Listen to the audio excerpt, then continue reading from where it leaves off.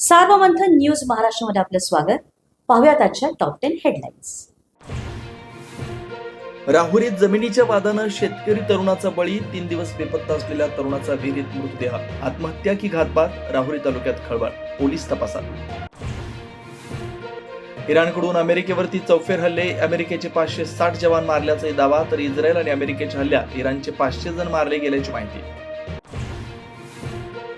आखातामध्ये अडकलेल्या भारतीयांसाठी लवकरच मोठं ऑपरेशन राबवणार. नौदल आणि वायुदल अलर्टवर. देशभरातील 30,000हून अधिक नागरिक युद्ध क्षेत्रामध्ये अडकल्याची माहिती.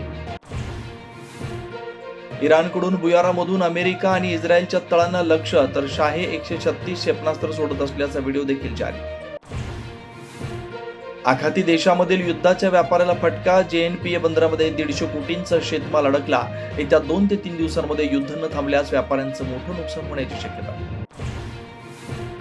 युद्धाचा विमान वाहतुकीवरती देखील परिणाम. एअर इंडियाकडून आखातामध्ये जाणाऱ्या विमानांची उड्डाणं रद्द. अनेक प्रवासी अडकले. विमानसेवा विस्कळीत झाल्यामुळे नागरिकांना फटका. भारताचं नेहमीच शांतता आणि स्थैर्याचं आवाहन. चर्चा आणि मुत्सद्देगिरी मधूनच मार्ग निघू शकतो. संबंध मानव जातीसाठी दहशतवाद हे आव्हान. युद्धाच्या पार्श्वभूमीवरती पंतप्रधान नरेंद्र मोदींचं वक्तव्य. यंदा मनसेचा वर्धापन दिन किल्ले रायगडच्या पायथ्याशी होण्याची शक्यता. अविनाश जाधव आणि संदीप देशपांडेकडून रायगडच्या पायथ्याशी पाहणी. राज ठाकरे 8 आणि 9 मार्चला रायगडावरती येण्याची शक्यता.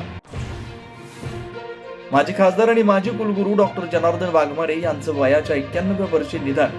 औसा तालुक्यामधल्या कवठ्यामध्ये उद्या अंत्यसंस्कार. शिक्षण, समाजकारण आणि सार्वजनिक जीवनामध्ये ज्येष्ठ अभ्यासू आणि वैचारिक नेतृत्व काळाच्या पडद्याआड गेल्याची भावना.